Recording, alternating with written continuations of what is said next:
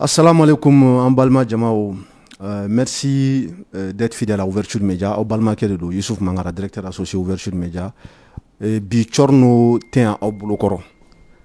Sabla a occupé le nom. Donc, bi ne de bien plateau, Inch'Allah, pour animer l'émission Chorno Décrypte. Avec moi ce soir, Mamadou Djefara, comme d'habitude. Avec délégué Chorno no fait rouf là de plateau sans fait. Voilà ça que au kunafoni. Information be Mali Konala. Malien mun be Mali kono ani Mali kokan. Voilà ça que kunafoni sanuma ko dauma. Donc merci pour votre fidélité. Bi information mambolo koro ka dauma toujours coronavirus ko de do. Kuma yere ba kalama ni akalo sabaye dien grine no coronavirus no fait. Coronavirus ke no ka dien ta ka nyagami ka do nyogona ate to abuto ate asiatique to ate farafin feneto. On ke no ka wulika jo sabati coronavirus ko la. Ça fait plus d'un mois à ma bolbol la wala saka seka maou kunafoni ku sensibiliser danger mbe banaina pour que mogo ka seka bo fin chama kalama wala sa ka seka am matrafa ou ninga kisi coronavirus ma donc o de hukumu konna la ameni wulika join bela jelen sabati ina fo kunu anya fa chugo na émission konna la on vous a informé que masques munu nana les 10 millions de masques qui ont été livrés ce sont des masques qui ne sont ni réutilisable ni lavable masque munundo utiseka ko wa utiseka utiliser masque munu mena di jamana deuma munu miseka ko ne munu miseka réutiliser ou les masques artisanaux de munu production be ke jamana konnala nga masque million temps munu nana ou masque nunu on les appelle des masques chirurgicaux o masque nunu ou be di personnel de santé mo dema ani anga administration yere konnala wala sa mo ni nga seka kisi Nia dorokun kelen ani kile damaroni malien do me Tunisie malien me Tunisie ou kumbora mali ba kona la kataka Tunisie wala sa ou se ka ta traitement na yeno ce sont des patients qui sont partis pour des traitements Tunisie jamanaka o ere o sort là mon fait parce que anga système de santé malla non système de santé nyemante anga na nyogo negen beba do nga foko nous avons des lacunes en matière sanitaire ici au Mali. Donc au de ou pousser ou ka wuli ka bo Mali konna la kata fo Tunisie jamana kan wala sa ou ka se kata kenya nyini yoro la. Donc malheureusement coronavirus ko damnena ka so be Tunisie jamana kan. Donc ils se sont retrouvés bloqués sur le territoire tunisien. Ou yo wati janke no ka so ma se ka singana ma se go famille ou rejoindre Mali konna la. Donc gouvernement e wuli ka jo sabati. Wala sa mamunu be no ou kana to Tunisie jamana kan. Pour que ou ka na ou ka famille rejoint wuli ka jo sabatira akera sama gouvernement malien et gouvernement tunisien ni ñogonche. Donc négociation qu'on fait, le gouvernement tunisien a accepté de rapatrier les Maliens qui étaient en Tunisie et qui sont partis là-bas pour des traitements. Donc ou c'est les Mali autorité ko ou tout ou to no ou ka famille respective qu'on a là. Ou tout ou ka famille qu'on a là. Donc vous confinez ou vous confinez la quarantaine pendant 14 jours. Moun la obeke. Obeke parce que ayen jatemneke ka foko bana inflene no coronavirus na yi mine. Nous va fo mako période d'incubation. O bana damine. Voilà jusqu'à ce que symptômes a déclaré. Obese ka boli le temps ani nani konna la. C'est-à-dire que bana mesigi mine faut akle temps nanna symptômes mesega yela. Et puis ni test qui est positif. Donc o de hukumu konna la na yi mogo mine ou be so nini mogo gerla nyogona coronavirus mo obi i confiné qui la quarantaine pendant 14 jours ka ladje no soni banayti na ou ben ni ma symptômes déclarés. Donc o de hukumu kono mamunu bora Tunisie kana ou tester folo ou c'est les aéroports là où il bega prélèvement quel est ça non ou taranu hôtel là do tara grand hôtel là ou taranu do hôtel Olympus fene là wala sa ou ka se ka to no clé tan nani konna la ka ladje ni banayi ni abe mogomuna ou ka se ka traiter wa nate mogomna ou go fene libérer katra. C'est très important mon gouvernement nke. Pourquoi? Parce que mogo munu bora malla kata ka tout retraité. Il va sur chama be no maladie chronique de boula. Donc pour que on ninga se ka lafia ou willa o tara Tunisie jamana kan kata traitement na. Donc au mogo nous on les appelle des personnes à risque. Personnes à risque ou do parce que bana wera boula munu coronavirus te kele. Donc oda tout segene wala saka on ninkisi gouvernement et mesure ta ka suku confiné garant hôtel là ani hôtel Olympus là. Bon balmao o mo nous ulu de an wele bisi ka foku de guneno ko vraiment ko degunba de b'u kan ko parce que kabini u nana k'u confiner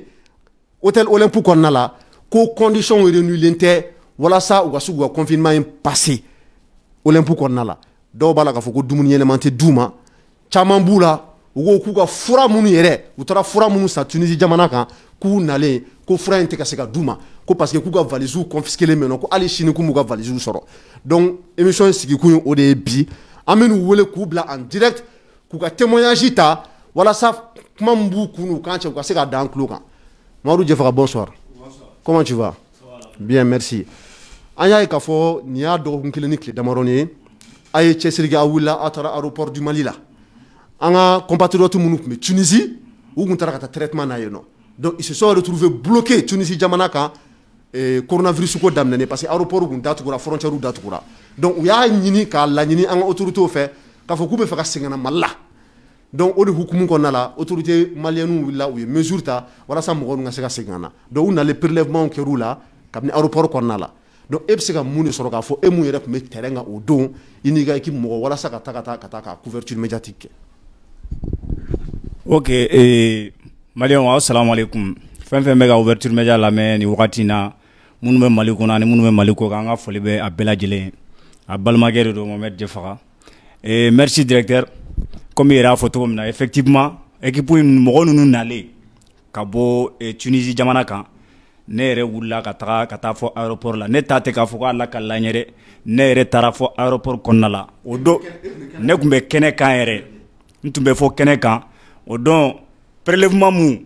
n'a fɔra ko prélèvement mun bɛ k'u la n'u jiginna ka bɔ avion kɔnɔna la a prélèvement bɛɛ kɛra ka ne yɛrɛ jɔlen to yen o tɛmɛnen kɔfɛ n tilara ka service de santé mɔgɔw minnu tun bɛ kɛnɛ kan yen n y'u ɲininka parce que a kun fɔra gouvernement kun y'a fɔ de k'a fɔ ko maa n'u nana u kan ka bila quarantaine na donc n ye ɲininkali kɛ ɲininkali kɔnɔna la n y'u ɲininka bon gouvernement ko mɔgɔ n'u nana u bɛ bila quarantaine na yali gouvernement ye yɔrɔ jumɛn ni yɔrɔ jumɛn de sugandi n'a fɔra ko mɔgɔ minnu kan ka taga loger yɔrɔ min na service de santé mɔgɔ minnu tun bɛ yen n'o ye directeur général de la santé n y'ale sɔrɔ yen n y'a ɲininka a ka kɔrɔfɔ kɔnɔna la a y'a yira n na k'a fɔ ko gouvernement kɛlen don ka hôtel 2 de ta k'a fɔ k'a b'a bila mɔgɔ ninnu ka disposition na o hôtel n'olu bɛ tali kɛ hôtel Olympique ani Grand Hôtel la n y'a ɲininka n ko bon n ko ni hôtel minnu filɛ nin ye i bɔra ka Grand Hôtel ni hôtel Olympique fɔ sisan ko oui effectivement n ko bon o ye aw ye olu ta yali mɔgɔw aw bɛna mɔgɔw répartir cogo di hôtel 2 ninnu ni ɲɔgɔn cɛ o y'a yira n na k'a fɔ ko comme ne yɛrɛ b'a kalama parce que avion yɛrɛ jiginnen mɔgɔ minnu jiginna ka bɔ a kɔnɔna la a caman bɛ yen Yusuf o tun tɛ se ka tagama yɛrɛ a caman bɛ yen o tun tɛ se ka tagama maa banabagatɔw de tun don caman fana tun b'u cɛ la minnu tɛ maa banabagatɔw ye donc n y'a ɲininka n ko mais n ko gouvernement bɛna répartition kɛ n ko bɛna kɛ ni tagabolo jumɛn de ye a y'a yira n na k'a fɔ ko minnu n'u taara Tunisie jamana kan ni banabagatɔw de tun don n'u nana vol in kɔnɔna la olu bɛ bila Grand Hôtel la o ye bana bɛ minnu na minnu nana mais bana minnu b'u la k'a fɔ ko coronavirus bana o tɛ u taara bana mun furakɛli la Tunisie bana wɛrɛw de la minnu ni coronavirus tɛ kelen ye donc ko olu mɔgɔw bɛ bila Grand Hôtel la comme bɛɛ b'a dɔn k'a fɔ ko Grand Hôtel ni Gabriel Touré ka surun a bɛ se ka kɛ olu banabagatɔ ninnu sufɛla fɛ ou bien tileganfɛla fɛ malaise dɔ bɛ se k'u sɔrɔ donc ni malaise y'u sɔrɔ sisan a bɛ se ka kɛ ni malaise y'u sɔrɔ comme olu dɔgɔtɔrɔso ka surun donc directement u bɛ taga ka taa dɔgɔtɔrɔso la donc bana tɛ minnu na voilà bana tɛ minnu na mais et pourtant minnu ye ne wele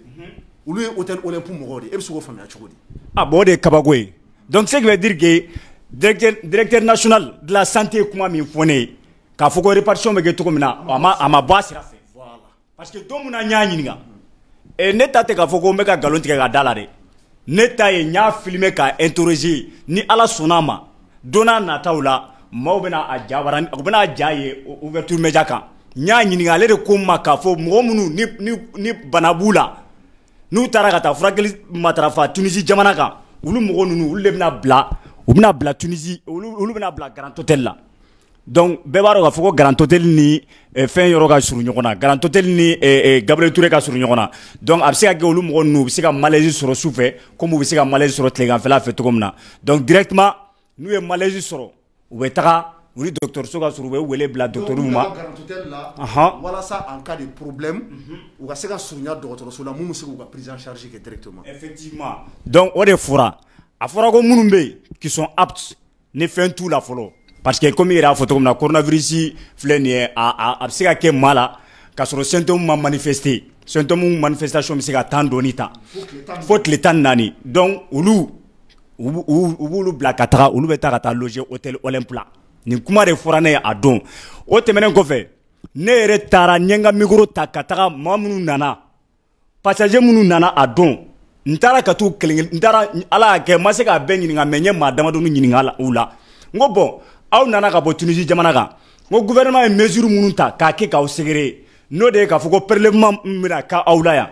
n ko aw jɛra ni o prélèvement ye o tɛmɛnen kɔfɛ gouvernement y'a jira k'a fɔ ko n'aw sera Mali jamana kɔnɔ yan ko u kɛlen don ka hôtel sugandi aw ye hôtel minnu aw bɛ taga ka taga loger olu hôteliw kɔnɔna la yanni tile 14 ka dafa n y'u ɲininka u ma problème posé a la u ko Mali ko de don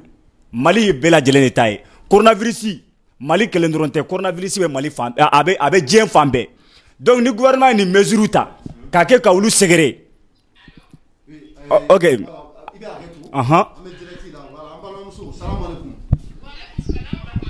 voilà bismillah ouverture média soba kɔnɔna la Awo. ala balimakɛ de Yusuf Mangara en direct an bɛ direct la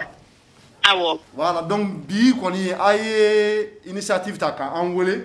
Awo. k'a fɔ an ye k'a fɔ ko degun caman bɛ aw kan aw ka confinement kɔnɔna la Awo. donc aw yɛrɛ aw bɛ hôtel Olympique kɔnɔna la Awo. donc ɲininkali damadɔni bɛ an na k'a tɛnku aw la walasa mɔgɔ minnu bɛ k'a lajɛ u ka se ka faamuyali kɛ aw ka condition de confinement la Baasi tɛ. voilà donc n'i tun bɛ se k'i présenter an ka limanaw la ka tila k'a fɔ an ɲɛna depuis combien de temps aw bɛ hôtel Olympique la et puis dans quelles conditions vous vivez là-bas. Ne ye madame Keita Mariam. Ne ye madame Keita Mariam ye. Kosɛbɛ an tulo b'i la. Bon sisan an kun taara Tunisie an nana le 12. Aw kun taara mun na Tunisie. Ne kun taara furakɛli la. Très bien. Ne man kɛnɛ a mɛnna. U ye opération de fɔ n ye bon opération moi j'ai préféré aller faire l'opération en Tunisie parce que ne ta ye nerf ko problème de. D'accord. Nerf ko man nɔgɔn ne taara opération de kɛ Tunisie. Très bien. Awɔ. Bon sisan an nalen avant que an ka na u ye fɛn d'a ma an ye fɛn signé consentement signé Tunisie n ko ni an nana on va être confiné. O kɛra kabini Tunisie. Depuis Tunisie aéroport la ni mɔgɔ ma signé o tɛ don aéroport fɛ avion kɔnɔ. D'accord. An y'o signé. An nana u ko k'an ka confiné an ko problème t'a la mais an nana depuis aéroport la a don an atterri la 15h10 avant que an ka hôtel sɔrɔ ka don hôtel kɔnɔ fo 20h. Fo 20h. Fo 20h u y'an ka prélèvement kɛ prélèvement ma tɛmɛ hali 5 minutes kan u ko k'an ka sigi car kɔnɔ avion ɲɛ kelen mɔgɔw an y'an sigi ka ɲɔgɔn de kɔnɔ fo passager laban ka prélèvement kɛli u y'an don car kɔnɔ ka taa n'an ye k'an ka passeport minɛ u taara n'an ye Grand Hôtel la après une très longue attente u tilala k'a fɔ an ye ko Grand Hôtel chambre fara k'an tɛ place sɔrɔ yen tuguni k'an ka segin ko ka na hôtel Olympe la. O kɛra heure jumɛn? O kɛra bon o kɛra vers 19h parce que an bɛ se hôtel Olympe la ka don chambre kɔnɔ il était 20h20. Mais mun de nana ni o gɛlɛya ye? Pourquoi avoir perdu tout ce temps? Ni n ko n bɛ fɛn o fɛn f'i ye n bɛ nkalon tigɛ an fɛn tɛ fɔ an ye an tɛ ɲininka a ye na yan fɛ a ye taa yan fɛ a ma fɛn foyi ma ɲɛfɔ an ye. Donc aw mɛnna munumunu na? An mɛnna munumunu na an ye chambre sɔrɔ vers 20h ka don chambre kɔnɔ u nana surafana d'an ma dugu jɛra an ma kibaruya si sɔrɔ pour que an ka se ka an ye ɲininkali kɛ ko minɛnw ma na an dun nana an ni minɛn foyi ma na an ni furaw an ka furaw bɛ bolo la an ye kɛlɛ de kɛ pour que an ka sokɔnɔmɔgɔw ka se ka na ni minɛn dɔ ye ka na d'a ma fini dɔrɔn pour que an ka se k'an changer. N balimamuso n bɛ fɛ ka ɲininkali dɔ tɛngu i la. Aw mɔgɔ fɛn fɛn bɔra Tunisie ka na Mali la aw bɛɛ de ye mɔgɔ ye minnu taara traitement na wa ou bien mɔgɔ cɛla mɔgɔ banabaatɔ. Ni min ma taa traitement na o taara ka banabaatɔ bilasira. D'accord. Ni min ma taa traitement na o taara ka banabaatɔ bilasira. Donc u taara aw bɛɛ de bila ɲɔgɔn kan Olympe la yen nɔ.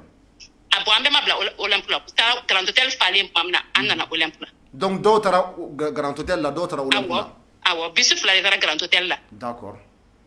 Parce que i b'a dɔn mun na n bɛ ka ɲininkali k'i la. An ka journaliste dɔ b'an bolo kɔrɔ n'o ye Mamadu Jɛfaga ye. Don min na aw bɔra Tunisie ka na ale yɛrɛ tun bɛ aéroport la walasa ka se ka aw ka arrivé ka couverture médiatique kɛ. ale ko k'a kɛlen ka ɲininkali kɛ directeur régional de la santé la o ko a ma ko banabaatɔw k'u bɛ taa Grand Hôtel la ko maa minnu ka kɛnɛ olu bɛ taa Hôtel Olympe la o tun y'o de fɔ anw de fana ye banabaatɔw ye u ye banabaatɔw don kari kelen kɔnɔ kari fila pratiquement anw taara Grand Hôtel la Grand Hôtel de fara ka sɔrɔ anw ma place sɔrɔ anw seginna ka na Olympe la ah d'accord ok wa u y'a fɔli min kɛ k'a fɔ ko banabaatɔw bɛ taa Grand Hôtel la ko patient accompagnant bɛ na yan nɔ c'est pas vrai dɛ banabaatɔ caman bɛ yan d'accord c'est pas vrai d'accord donc kɛnɛbagatɔw ni banabaatɔw mélangé don ɲɔgɔn na an ɲagaminen don ɲɔgɔn na mɛ awɔ très bien awɔ mais bɛɛ b'i ka so kɔnɔ ok continue ni kɔrɔfɔ ye awɔ bon sisan an tora ten de bon sisan komi kuma man di da kelen na mɔgɔ wɛrɛ bɛ yan ne tɛna téléphone do k'o fana ka dɔ fɔ problème t'a la awɔ ni témoignage do i bɛ se k'a d'a ma pour que an ka se ka kuma aw ka condition de confinement kan parce que a y'a yira n na k'a fɔ ko gɛlɛya caman bɛ aw kan gɛlɛya caman b'an kan depuis an nana don min na ni ninnu y'an kunbɛn aéroport la ni bavette kelen ye ani gel hydroalcoolique kelen f'an filɛ yɔrɔ min na i ko bi ni kunun tɛ u nana kelen kelen d'a ma donc i bɛ k'a fɔ bi an ka antenne na devant tout le monde k'a fɔ ko masque kelen kelen de dira aw ma masque kelen kelen a y'a fɔ antenne na masque kelen kelen de dira an depuis aéroport la masque quota tɛ a masque tɛ se ka ko masque quota tɛ d'accord donc masque usage unique de don den kelen de dira an ma ah non tiɲɛ yɛrɛ la kunun de u nana kelen kelen fara kan ok an ka continuer awɔ sisan an kɔni bɛ yan nin cogo la n'an ye ɲininkali kɛ minɛnko la an tɛ k'an jɔlen si sɔrɔ minɛnko la depuis an nana u bɛna an température ta sɔgɔmada fɛ wula fɛ u bɛna an température ta n'u nana u b'a question posé an na yala mun b'an tɔɔrɔ an ko foyi t'an tɔɔrɔ fièvre tɛ mɔgɔ si la yan an kɔni bɛ yan nɔ an ka minɛnko in de kamanagan banna an ka furaw b'a kɔnɔ furaw b'a kɔnɔ an taara traitement min kɛ an ka furaw b'a kɔnɔ d'accord ok n balimamuso naamu ne tun bɛ fɛ k'i ɲininka parce que aw kɛlen ka ne wele bi ne ko n ko journaliste ka baara ye de ani mɔgɔ min i bɛ kunnafoni di awɔ a ka kan ni accusation taara ka ɲɛsin mɔgɔ ma i ka wele i k'a tigi sɛgɛrɛ k'a lajɛ n'o sɔrɔ ni kuma min bɛ ka fɔ a ma ni tiɲɛ don awɔ n ko n y'aw ɲininka n ko yali aw ni jɔn de bɛ contact la ministère de la santé la awɔ a ye docteur Jara ka numéro di awɔ n y'a wele vraiment a kɛra mɔgɔ ɲɛnɛma ye a ye accueilli an kumana a ye kuma caman fɔ n ye awɔ et il a dit que tout n'est pas parfait il est d'accord awɔ ko nka ko kuma caman bɛ ka fɔ ko tiɲɛ t'a la ne ko bon n ko an bɛ émission sigi n ko an b'aw wele an bɛ kuma d'aw ma mun b'aw kun n'aw kan cɛ a b'a fɔ mɔgɔ minnu kan ka interpeller an b'u interpeller plateau in kan yan nɔ parce que a ka kan n'aw bilala confinement na aw ka bila condition na aw ka bila condition na wa il faut pas que n'aw bilala confinement na o ka taa kɛ sababu ye bana ka taa aw sɛgɛrɛ yɔrɔ la an ko k'anw tɛ se ka jɛn n'o ye donc n ko a ma n ko mun de la n ko aw ka bagages ma d'aw ma depuis aw nana Mali la n ko parce que n ko mɔgɔ b'aw cɛla minnu ka fura bɛ valise kɔnɔna la aw wulila ka taa fo Tunisie aw ka traitement la donc a ka kan ni aw seginna aw ka furaw ka bila a ka disposition na walasa a ka se k'u ta a ko kabini Tunisie jamana kan k'a fɔra aw ye ko bagage ko problème bɛ yen nɔ ko place tɛ se ka sɔrɔ bagage bɛɛ la ko parce que ko poids ko b'a la tiɲɛ tɛ o ma fɔ mɔgɔ si ye donc Jara ye mun fɔ tiɲɛ tɛ tiɲɛ tɛ ani ko yali u natɔla u n'u ka bagage nana wa aw natɔla est ce que aw ka bagage bɛɛ taara enregistrement na an ye bagage bɛɛ enregistré bagage bɛɛ enregistré la an y'a enregistré bagage jamais fara valise kan bagage jamais fara valise kan bon ayi bagage jamais dɔw n'u ka bagage jamais nana accompagnant dɔw n'u ka bagage jamais nana minnu bɛ se ka bagage jamais ta olu ni bagage jamais nana mais min man kɛnɛ min tɛ se ka bagage jamais ta olu ni bagage jamais mana donc aw ka valise bɛɛ enregistré la awɔ aw ka valise bɛɛ enregistré la aw ka bagage bɛɛ enregistré la aéroport la a bɛɛ la ok d'accord donc je faga bon ne ba assalamu alaikum wa alaikum salam somɔgɔw tɔɔrɔ tɛ baasi tɛ n kɔni nse ɲininkali min bɛ ne bolo o de ye comment dire ne y'a mɛn k'a fɔ ko aw mɔgɔ minnu bɛ yen ni aw bɛ quarantaine na yen aw bɛ prise en charge la a fɔra k'a fɔ ko i b'a dɔn kɔni n'i taara prise en charge kɔni na i kan ka to yen de i man ka taa ci la i ka so i man ka foyi kɛ awɔ mais ne y'a mɛn k'a fɔ ko prise en charge in kɔnɔna la ko mɔgɔw dɔw bɛ minnu bɛ bɔ ka taga u ka so kɔnɔnaw la kuma man di da kelen na dɔ bɛ n kɛrɛfɛ na n ka téléphone d'o ma ka kuma téléphone parce que sur ce point ne tɛ se ka kuma o la parce que depuis an nana yan hali ka jigin dugu ma a ma kɛ Salam alaikum. Wa alaikum salam. An balamuso i tɔgɔ ni jamu? Mariam. Mariam, ok, kuma b'i bolo? Awɔ. I ye kɔrɔfɔ bɛɛ kɔni mɛn ka se fo sisan ma. Ni kɔrɔfɔ bɛɛ. Voilà, an ko an ye docteur Jara wele ka kuma da fɛnɛ ma, a ye kuma caman fɔ an ye. A fɔra ko maa dɔw b'aw cɛla k'aw bɛ confinement na ko nka k'u bɛ bɔ ka taa yala dugu kɔnɔ ko dɔw yɛrɛ bɛ yen nɔ ko minnu balimaw bɛ bɔ kɛnɛ ma ka na ka si u nɔfɛ hôtel kɔnɔna la. An ko nin ye kabako ko ye. N ko mais n k'an bɛna o wele k'aw bila direct la ka kuma d'aw ma. O ma fɔ aw ye wa? Awɔ. Ne y'a fɔ aw ɲɛna k'a bɛ ka fɔ ko 6000 de bɛ d'aw ma don o don yan depuis anw donna confinement na e b'o faamuya cogo di? O tɛ diffamation ye ani fa. Allahu akbar. Donc a fɔra ko 6000 de kan ka d'aw ma. Ko 6000 dɔ bɛ n wele n'a ka d'aw ye n'ala ka fɛn direct bɛ an b'a kumakanw ci aw ma ko 2000 bɛ d'a ma. Dɔ b'a fɔ ko 4400 dɔ b'a fɔ an ɲɛna ko 6000. Ministère bɛ d'aw ma don o don. O ye ministère mɔgɔw ka kumakan ye. Mɔgɔw de bɛ k'o fɔ kɛnɛmana la. Mais ministère kɔni m'o fɔ ou bien ministère mɔgɔw m'o layidu ta o ye? Mɔgɔw o layidu kɔni ne m'o mɛn anw m'o mɛn yan. Ɔ a ka dumuniko bɛ ten cogo di? A ka dumuniko bɛ cogo di yen? An bɛ ka dumuni kɛ dumuniko y a pas de problème dumuniko t'aw ma souci ye. D'accord, donc aw ka laɲini ye aw ka furako de. An ka laɲini y'an ka minanko de ani an ka furako n'i y'a mɛn anw bɔra yan ka taa miliyɔn tiɲɛ Tunisie ka na ne fa an dusu kasilen don bi dɛ. Kosɛbɛ. An m'an da an tɛ sunɔgɔ parce que mɔgɔw bɛ ka nin danga mun kɛ nin danga tɛ hɛrɛ buna hadamaden ma dɛ. Kosɛbɛ. An m'an ka diɲɛ fɛn foyi sɔrɔ ne kɔrɔmuso yɛrɛ a taara jiginni na a y'a den ka fɛn bɛɛ san hali n'u y'a wari sara an tɛ wari fɛ u ka fɛɛrɛ kɛ dɔrɔn yanni Tunisie tɛ foyi ye u k'an ka minɛnw an b'an ka minɛnw de nɔfɛ ne fa sinon tiɲɛni bɛ sɔn ka kɛ nin ko in na dɛ. Siga t'a la. An ka piqûres b'a kɔnɔ an ka injection b'a kɔnɔ fura minnu mɔgɔ kelen fɛn fɛn fura don a ka wari don a ka minɛn na a bɛ an ka CFA 900 000 francs bɔ. Non o ka ca Allahu akbar. An taara an dɔw bɛ Tunisie a bɛ kalo 6 bɔ dɔw bɛ Tunisie a bɛ kalo 4 bɔ dɔw bɛ Tunisie a bɛ kalo 5 bɔ n'u tun y'a fɔ ne fa ne kala Ala kan n'u tun y'a fɔ ko minɛnko de bɛ kɛ problème ye ne Mariam tun tɛ bɔ Tunisie ka na sisan ne tun bɛ n jɔ confinement ka ban. E tun b'a préféré ka to Tunisie confinement na. Ne tun b'a préféré ka to Tunisie confinement na parce que Tunisie confinement on est mieux confiné qu'ici. Mɔgɔw de fɛnnen don mɔgɔw yɛrɛ confiné tɛ yan nɔ yɛrɛ. Au contraire Maliens bɛ ka siran ko minnu bɔra Tunisie ko bana b'olu la dɛ ne kɔni b'a fɔ bana bɛ yankaw de la parce que Tunisiens b'u ka fɛn respecté. Bon a y'a yira a ka kuma fɛnɛ kɔnɔna la ko mɔgɔ minnu bɛ taa ka taa dumuni d'aw ma k'u protégelen tɛ k'u bɛ taa u ka famille la a bɛ se ka kɛ u ni mɔgɔ wɛrɛw bɛ don contact la n'u nana bavette tɛ kɛ u nun na gantigiw tɛgɛ la u bɛ na u b'a ka dumuniw servir donc o maa kelen ninnu bɛ se ka aw yɛrɛ exposer coronavirus la. U protégelen don kuma dɔw la u protégelen tɛ kuma dɔw la foutaise. D'accord. Kuma fɛn fɛn bɛ ka s'aw ma on a nos preuves ici preuves de b'an bolo yan preuves bɛɛ de b'an bolo yan nɔ. U bɛ ka kuma 200 ni kɔ de f'an ye dugu si tɛ nin k'i ka mɔgɔ la et puis ne fa je te signale k'anw mana fu la dɛ. Bɛɛ de y'i ka billet ta ka na bɛɛ de y'i ka pénalité ko ma y'a la foyi foyi. Mais balimamuso an bolo ko gouvernement de y'aw rapatrier ka na n'aw ye. Gouvernement m'an ka billet ta dɛ. Gouvernement m'an ka billet ta dɛ ne fa. Aw bɛɛ de y'aw ka billet ta ka na. An bɛɛ de y'an ka billet ta ka na an bɛɛ de y'an ka retour simple ta ka na n'a fɔra i k'i ka retour ta ka na maɲumatɔ ko la k'i ka minɛnw sara ka na maɲumatɔ ko la ko dɔw ta dir'u ma dɔw ta ma d'u ma c'est pas normal. Kosɛbɛ. Malien tɔw bloquelen bɛ kɔfɛ n'aw ma ɲɛ aw bɛ ko kɛ a ye ko kun kelen kɛ. Kosɛbɛ. Malien minnu bɛ Tunisie a ka ca ni ba n'a si ye anw fɛnɛ mun bɛ yan nɔ olu bɛ ka jɔrɔ n'u yɛrɛ anw bɛ ka jɔrɔ n'an yɛrɛ vraiment u k'a kɛ n'u tulo b'an na su in na u k'a kɛ Ala de kama a ka bon. U k'a kɛ Ala kama u k'a kɛ kira kama u kana anw kama dɛ u k'a kɛ sunkalo min bɛna daminɛ u k'a kɛ Ala ye u k'an ka minɛnw d'a ma Ala kama. An tɔɔrɔlen don mɔgɔ si de tɛ ka sunɔgɔ yan fo k'anw traumatiser anw tɛ ka siran corona ɲɛ bi dɛ anw bɛ ka siran an ka minɛnko de ɲɛ. U ka an ka minɛn d'a ma on en a marre an bɛ ka kuma mɔgɔ sigilen bɛ a bɛɛ de bɛ kasi la. Bisimila ye mun kɛra an ka minɛn ka d'a ma. Non tiɲɛ la o ye makaritɔ ko ye. Million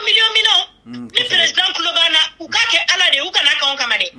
U k'a kɛ kira kama u k'an ka minɛn u ka fɛɛrɛ kɛ yanni Tunisie foyi tɛ minnu ka minɛn ma na u ka talon ni fɛnw na wa u y'an ka passeport de minɛ ninnu y'aw kɛ komi sɛ. U y'an ka passeport de minɛ ne fa. An ka passeport minɛ na dɔw ka talon b'a kɔnɔ tellement u y'an traumatiser a ye don filmeli ba k'a kɛ filmeli ba ye ne yɛrɛ sera aéroport la ne kun content na. N nana hali ni bɛna confiner don au moins n kɔni nana an ka dugu la i m'a faamuya hali n'an ye billet ta billet in tɛ foyi ye o mais u k'an ka minɛnw d'a ma Ala kama. Kosɛbɛ.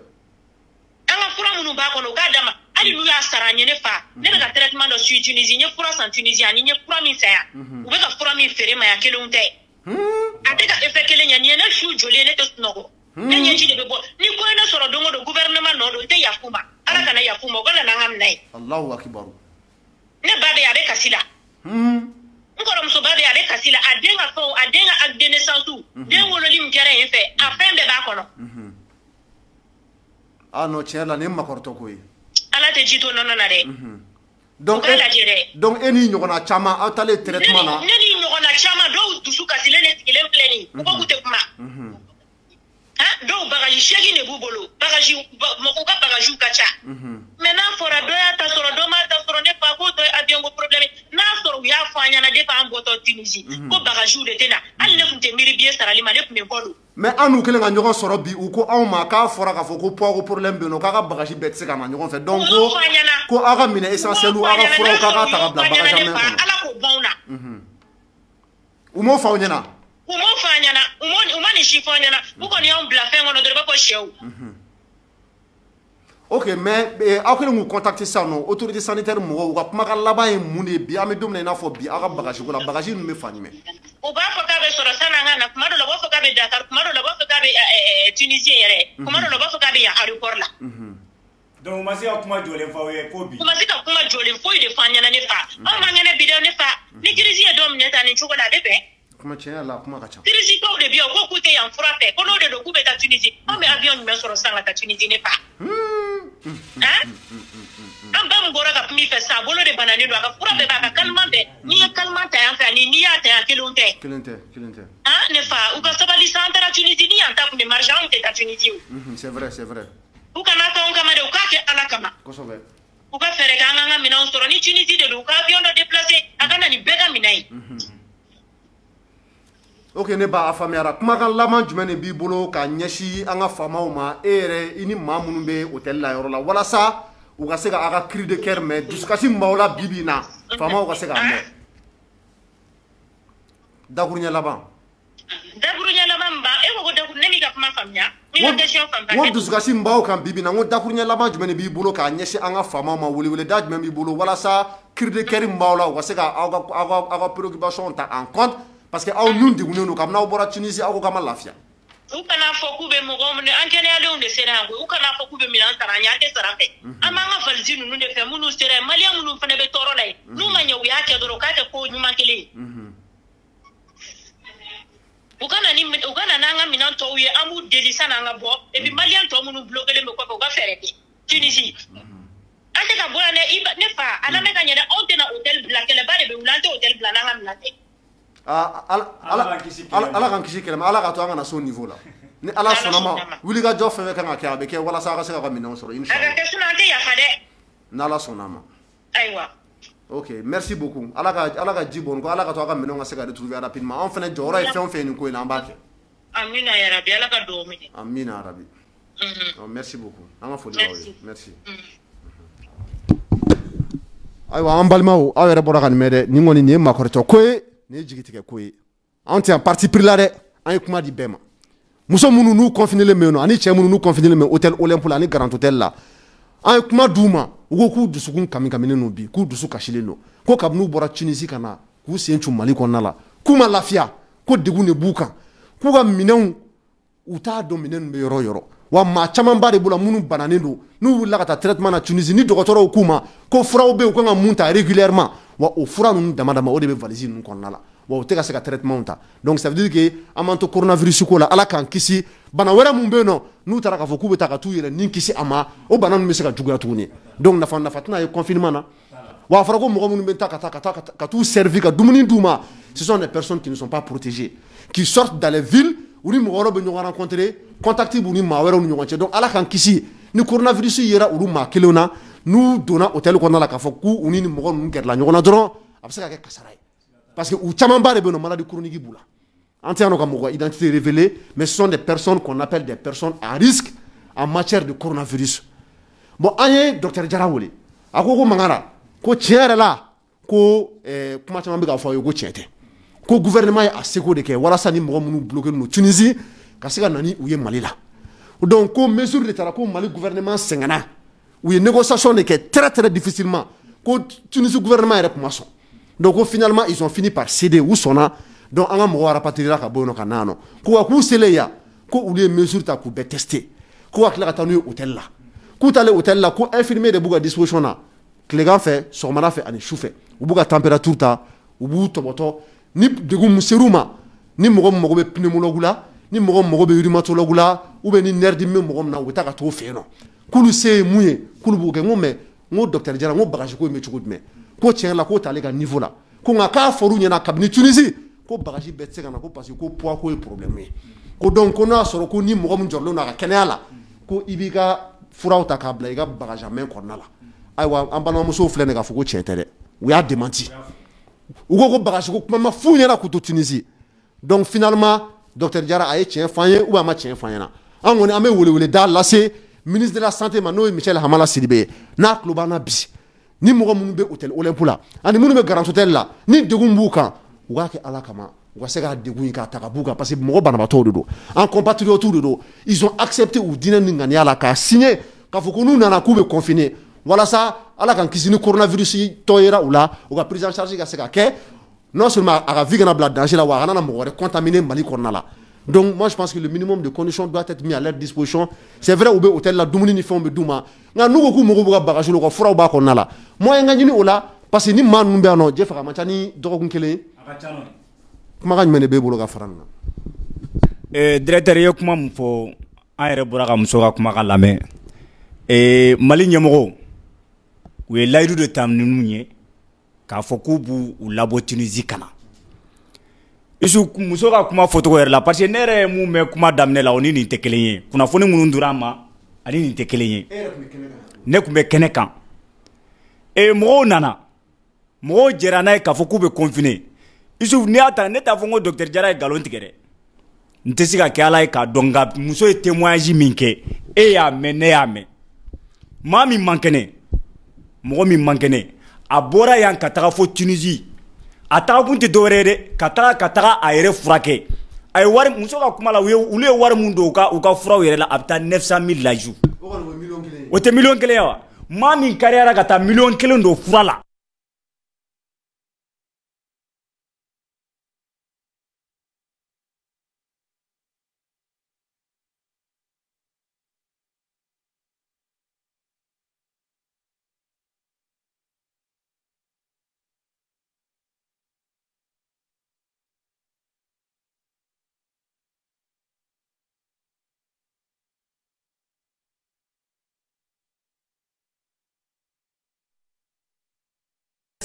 parce que ko poids problème bɛ yen i y'a faamuya ko poids problème bɛ ko bagage bɛɛ tɛ se ka na donc vraiment finalement qui a raison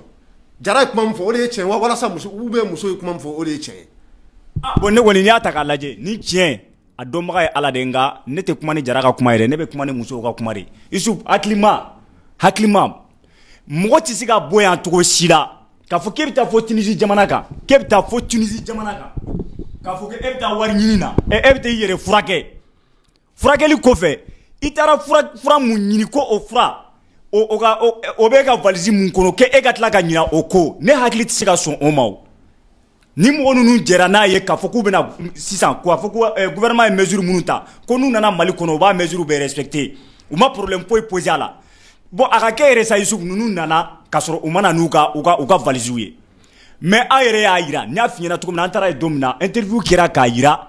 u y'a yira n na interview kɔnɔna la k'a fɔ ko maaw bɛ déjà mɔgɔ minnu banabagatɔw de don olu banabagatɔw bɛ bila Gabriel Touré la Gabriel répartition kɛyɔrɔ yɛrɛ la a ma ɲɛ maa banabagatɔw de don aw yɛrɛ ko mɔgɔ minnu ye maa banabagatɔw ye olu ka fura ko kan ka kɛ problème ye wa a ka kɛ yɛrɛ sa u ka valise mana mais n'u yɛrɛ y'a réclamer aw ka niveau la k'a fɔ ko bon vraiment an ka furaw mana hali n'a sɔrɔ valise mana Isu u kan ka fɛɛrɛ suguya bɛɛ de tigɛ walasa valise ninnu bɛ se ka na cogo min na parce que n bɛna kumakan kelen de f'i ɲɛna mɔgɔ ninnu filɛ nin ye ni Mali furako de kun don ni docteur Jara bɔra ka mun fɔ ko don o don infirmier bɛ t'u lajɛ ni mɔgɔ min ni mako bɛ pulmonaire la ou bien ni mako bɛ infectiologue la k'u b'o bila ou bien spécialiste k'u b'o bila i ka ne ko yanni u ka taa Tunisie o spécialiste minnu ale bɛ k'olu fɔ u kun tɛ Mali la yan wa. mais bɛɛ tɛ Mali système de santé kɛcogo dɔn. bɛɛ bɛ Mali a système de santé cogo dɔn raison pour laquelle u bɔra yan ka taga yan fɛ ni ninnu bɛ fura médicament minnu prescrit u ka d'u ma yan n'a sɔrɔ u tun bɛ mako ɲɛ u ye u tɛ bɔ yan k'a fɔ k'u bɛ taa miliyɔn tiɲɛ furaw la yan fɛ. mais i b'a sɔrɔ a se b'u ye de kɛ. c'est du c'est du mais ni wula ka taa Tunisie c'est que c'est bien wala ça ka se ka t'i yɛrɛ furakɛ yen nɔ c'est de u ka c'est de y'a to u taara parce que isu u yɛrɛ b'a dɔn k'a fɔ an ka système de santé man ɲi an ka système de santé de man ɲi donc an ka système de santé man ɲi u jɛra u ka wari kɔ hali n'a y'a sɔrɔ se b'u ye isu u taara jan fɛ de ka taa ka t'u yɛrɛ furakɛ a ka kɛ yɛrɛ sa u n'u ka furaw ma se ka na ɲɔgɔn fɛ n'u ka furaw ma se ka na déjà que aw y'u minɛ ka na n'u ye ka n'u bila confinement na ne bolo aw kan ka solution sugu bɛɛ ɲini pour que ninnu ka furaw ka se ka na cogo min na ka n'u sɔrɔ u sigiyɔrɔ la sinon ninnu bɛ fura minnu sɛbɛn kun o tɛ fura ye donc e bolo faamaw y'u janfa faamaw y'u janfa bi faamaw y'u janfa sini o ye kelen ye su e yɛrɛ k'a jateminɛ mɔgɔ ninnu nalen aéroport la u nana e k'i miiri ça vaut combien de temps maintenant ça vaut à peu près 2 semaines non a tɛ 2 semaines bɔ bon a kana 2 semaines bɔ 1 semaine jɔn bɛ se ka 1 semaine kɛ ni masque kelen ye masque min tɛ masque lavable ye o bɛ se ka kɛ cogo di muso bɔra ka témoignage kɛ sa y'a mɛn o a bɛ ka kuma min fɔ gel ko la ma ka kuma tɛ dɛ ne yɛrɛ ɲɛ de y'a ye don min na n tagara maa o maa i jiginna ka bɔ aéroport vol kɔnɔna la a dɔn u ye gel kelen kelen d'a bɛɛ ma ka prélèvement kɛ gel fitinin de don a bɛ bɔ bonya la a ka bon ni nin ye u ka gelinin de don n t'a dɔn ko baraka wa baraka n t'a dɔn a gelinin bɛ yen e k'i miiri 1 semaine maa bɛ se k'o kɛ ni masque ye wa mɔgɔ minnu man kɛnɛ o ye kelen ye a filanan gouvernement janfa faamaw y'u janfa yɔrɔ filanan min tuguni aw bɛ mɔgɔw bila ka taga k'u ka taga ka t'u lajɛ don o don u ka t'u ka température la u ka t'u ka fɛnw lajɛ an y'a ye dɔgɔtɔrɔso la mɔgɔ minnu bɛ taga ka taa banabagatɔw visiter u b'u habiller cogo min na u ka habillement yɛrɛ n'i y'a ye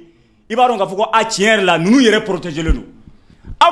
mɔgɔ minnu bɛ déplacer ka taa ninnu lajɛ confinement kɛyɔrɔ la aw yɛrɛ protégelen tɛ confinement na aw bɛ bɔ don o don a bɛ taa aw ka sow la a bɛ taa gɛrɛnw na a bɛ taa fan bɛɛ a bɛ taa yɔrɔ sugu bɛɛ a bɛ don mɔgɔ ninnu kan e yɛrɛ bɔra k'a fɔ sisan directeur i ka kuma kɔnɔna la ninnu filɛ nin ye ce sont des personnes à risque maa b'u la maa minnu ni bana b'u la ni maladie chronique b'u la nka Mamadu Jɛfaga i bɛ hakɛ to ne ma mun faamuya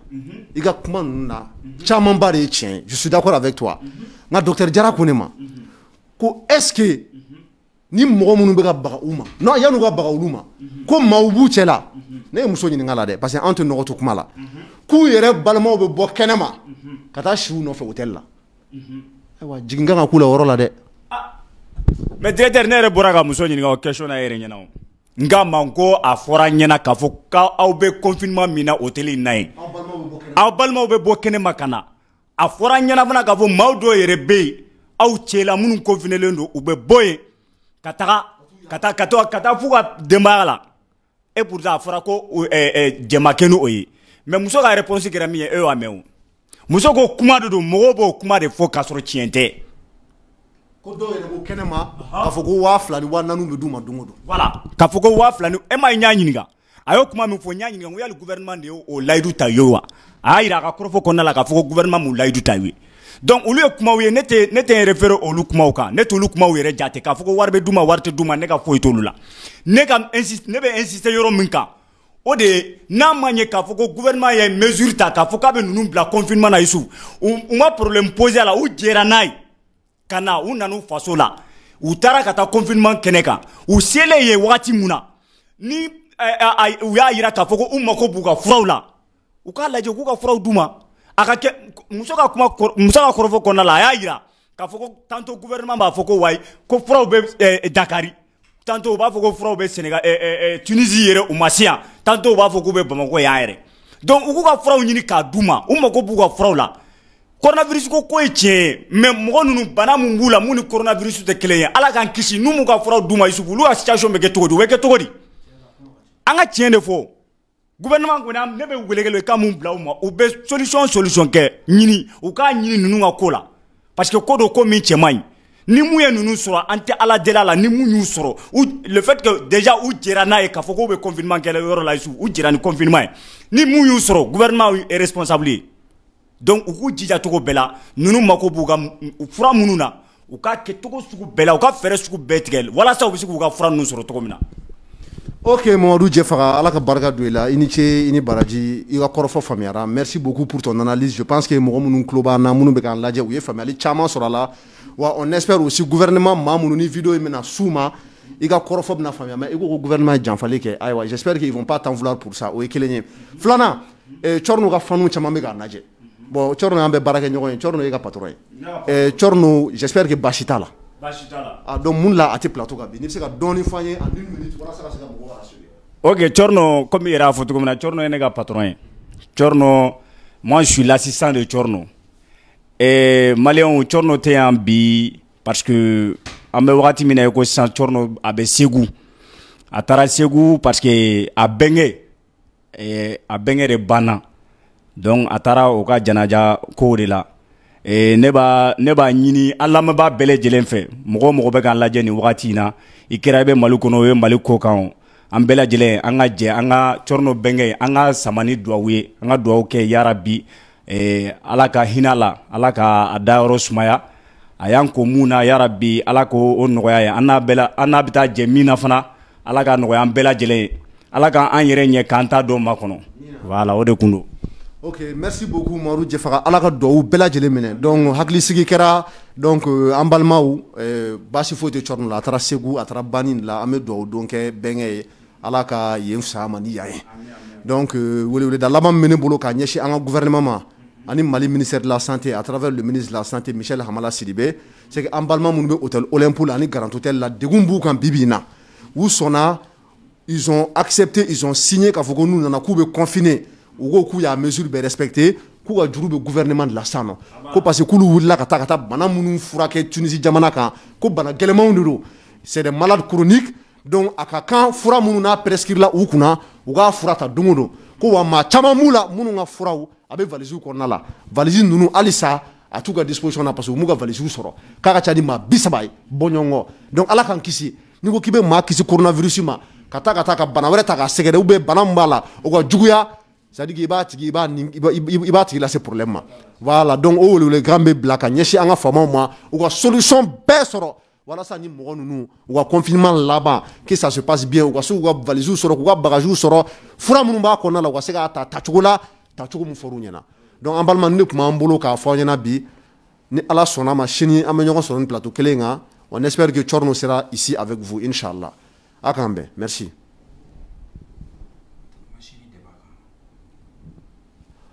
A bɛ hakɛ to sini débat dɔ bɛ yen nɔ. I ni Thierno o don a ka plateau sanfɛ aw kumana jɔnya kan esclavage en milieu soninké n'o ye Kayi mara ye donc sini inchallah Thierno ka plateau kan avec Mamadou Diefara on va recevoir deux tendances dɔw ko jɔnya bɛ Kayi dɔw ko k'a tɛ yen nɔ donc an y'u bɛɛ wele ka na comme ouverture média la kuma bɛ di bɛɛ ma i bɔra kɔ kan o tilebi bayanfan o n'i nana kuma bɛ di ma yɔrɔ la i bɛna i b'i ka opinion fɔ donc n'ala sɔnna ma sini vrai ou faux l'esclavage à Kayi les pour et les contre ou bien à la plateau sans faire inchallah on bouda do voilà donc je ferai rapidement un peu voilà donc il y a comme il y a photo mon directeur na la sona machine rendez-vous est 16h30 et comme il y a photo comme na amna kana débat ke munungo ko jonya be ani munungo ko jonya te dans le milieu soninké bien sûr donc en keleno ga wele bla munungo ka abe ani munungo ko ate ni ala sona machine 16h30 ouverture média plateau sans fait am ñoo soro inshallah ka la selige jamama wala sa bela jelam sigi hakilna soro ko ina tukumna wore ko memulo ga fara jefa dakunya lama fara ko coronavirus yera Musa Marala ko Musa Marani aras bachi kumbe plateau kan mercredi do ko vendredi kini ga patron Thierno ko aya reçoit ya no de amna bebla confinement na ok ore kuna amalwa merci beaucoup à demain inchallah ay non non na kay ame bita tota